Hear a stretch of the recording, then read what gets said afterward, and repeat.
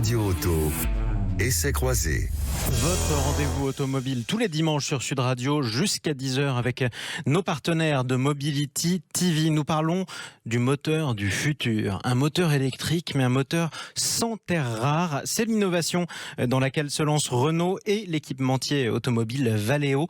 Bonjour Michel Forissier. Bonjour. Directeur de l'ingénierie de Valeo.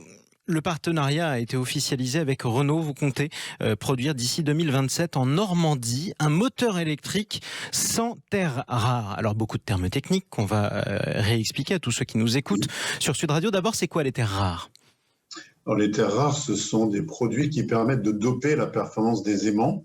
Vous avez deux types d'aimants, des aimants qui sont faits avec du fer, on appelle ça des ferrites, qui ont une certaine performance. Et puis si vous voulez vraiment avoir une performance beaucoup plus forte, vous le dopez avec des choses qu'on appelle des terres rares. Ça s'appelle du dysprosium, des néodymes, des noms barbares. Et ça permet d'avoir des performances beaucoup plus fortes. Alors pourquoi avoir besoin de s'en passer de ces terres rares ? Alors le problème des terres rares, c'est qu'aujourd'hui, c'est pas tellement rare au sens littéral du terme. C'est juste que c'est difficile à sourcer. La plupart des terres rares viennent de Chine ou d'Australie. Il y en a, tout le monde se bat un peu pour les avoir. Donc les prix ont tendance à fluctuer très fort et on n'est pas sûr d'en avoir assez finalement pour faire l'ensemble des véhicules électriques qui arriveront. Donc quelque part il y a un problème géopolitique d'une part, puis il y a un problème simplement économique d'autre part. Donc tout ce qu'on peut faire pour s'en passer, c'est toujours une bonne chose à prendre. Sans compter d'ailleurs la pollution qu'entraîne l'extraction des terres rares dans les régions où elles sont extraites, dans les mines notamment en Mongolie intérieure, en Chine. Du coup, vous mettez au point avec Renault en partenariat ce moteur qui sera produit dans l'usine de Cléon. Ça c'est en Seine-Maritime d'ici 2027. Pourquoi il est si révolutionnaire ? Alors en fait, c'est pas révolutionnaire en soi, c'est juste que ça va être probablement un des meilleurs moteurs en termes de performance au monde, parce qu'on va combiner deux choses. La première, c'est que les aimants avec ces fameuses terres rares, on va les remplacer par des électroaimants, c'est-à-dire que c'est plus des aimants, des bouts de fer, quoi. C'est des bobines avec du cuivre qui sont alimentées pour un courant. Et ça, c'est une spécialité qu'a développé Renault dans les moteurs actuels de la Zoé. Donc ils font déjà la partie tournante du moteur qu'on appelle le rotor, qui est équipé d'électroaimants. Donc ça, c'est la quote-part que Renault apporte dans la relation. Et nous, on va apporter sur la partie fixe du moteur qui est tout autour, qu'on appelle le stator, une technologie innovante qui s'appelle la technologie des airpins, et qui permet d'avoir quelque chose de beaucoup plus performant et de beaucoup plus compact. Et donc, c'est le mariage des deux mondes entre la technologie Valeo du stator, la pièce fixe, et la technologie Renault du rotor, la pièce tournante, qu'on va mettre ensemble.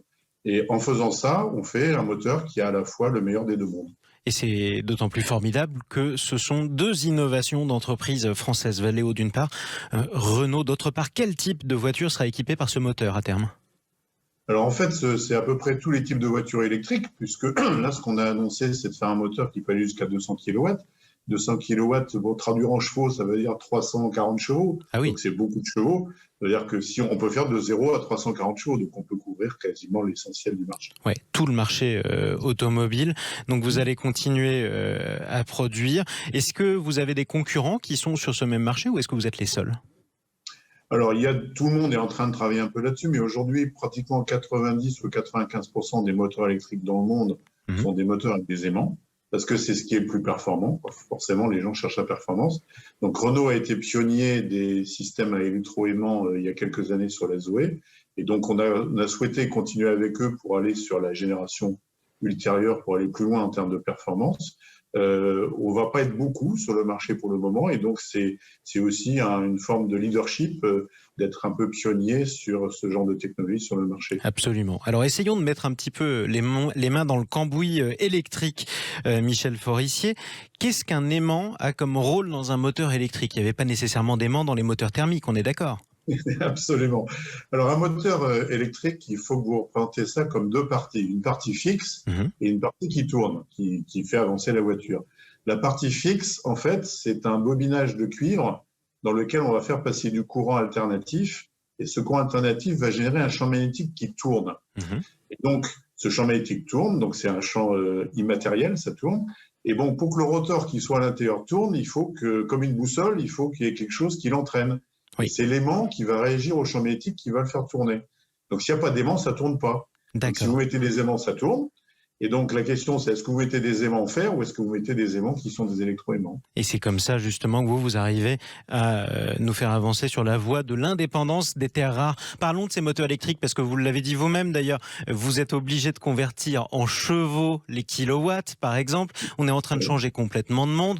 On est aussi en train de dire adieu à une vieille habitude. On avait tendance avec le monde thermique à estimer la durée de vie d'un moteur en nombre de kilomètres. 100 000 kilomètres, 200 000 kilomètres. Au-delà de 200 000, ça devenait compliqué de le faire marcher. Est-ce qu'il est vrai que les moteurs électriques pourront fonctionner indéfiniment? Alors indéfiniment, sûrement pas, parce qu'il n'y a rien d'infini dans notre monde, mais en fait, un moteur électrique, ça s'use beaucoup moins qu'un moteur thermique parce qu'il y a très peu de frottement. En fait, vous n'avez qu'une seule partie qui tourne. Donc les choses qui fatiguent là-dedans sont les roulements qui supportent le rotor. Mais sinon, les parties sont fixes et juste alimentées électriquement. Donc le moteur ne va pas tellement vieillir et on a aujourd'hui des évidences de voitures électriques qui ont des moteurs qui ont 3, 4, 500 000 km, voire même 1 million de kilomètres. Et qui sont encore fringantes. Alors ce qui périt, façon de parler, dans une voiture électrique, c'est plutôt la batterie, mais ça c'est une autre spécialité qui n'est pas nécessairement la vôtre. Quelles sont les autres innovations sur lesquelles travaille Valeo en ce moment pour la voiture de demain ? Alors, il y en a beaucoup. La première, qui en complément du moteur, c'est l'électronique qui va avec le moteur. Alors, il faut savoir que l'électronique qui pilote les moteurs, c'est pas du tout l'électronique d'un téléphone. C'est l'électronique extrêmement complexe parce qu'on fait passer toute la puissance du moteur dedans. Donc, les 340 chevaux, ils passent dans une boîte électronique. Vous pouvez imaginer qu'il se passe des choses dans une boîte. Donc là, il y a vraiment des composants électroniques de très haute technologie qui sont à l'intérieur. Et donc, on a aussi fait un accord avec une autre entreprise française ou franco-italienne qui est ST Microélectronique pour développer les composants électroniques du futur.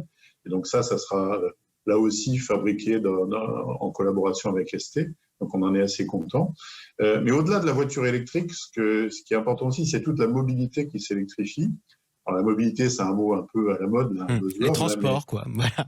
Le transport, oui. Alors bon, on avait déjà les trains et les tramways, ça c'était déjà le cas. Mais nous, on est très moteur pour électrifier aussi les vélos, les scooters, les motos, les petites voitures. On est très fiers d'avoir fait le moteur électrique de la Citroën Ami pour faire des petites voitures électriques pas chères, parce qu'on pense que l'électrification, c'est sympa, mais c'est cher. Donc, notre but, c'est de faire des voitures pas chères et donc d'amener des technologies pas chères pour que les constructeurs automobiles fassent des voitures pas chères. Donc, on a fait l'Ami avec Citroën, merci à eux. Et puis, les vélos, là, on s'est lancé dans le vélo à assistance électrique avec un produit tout à fait innovant. En fait, c'est un moteur électrique avec boîte de vitesse automatique intégrée. Et donc, vous n'avez plus de dérailleur, vous n'avez plus de chaîne avec de la graisse, vous n'avez plus tout ça. Ça passe les vitesses tout seul et en plus, on a un couple de camions, donc c'est super. Et c'est formidable. Et la révolution électrique est en marche et les grands groupes français ne sont pas en retard. Ils sont même en pointe. Merci beaucoup, Michel Forissier. Avec plaisir. Directeur de l'ingénierie de Valeo. Cette interview que vous pourrez retrouver sur les réseaux sociaux de Sud Radio ainsi que ceux de Mobility TV.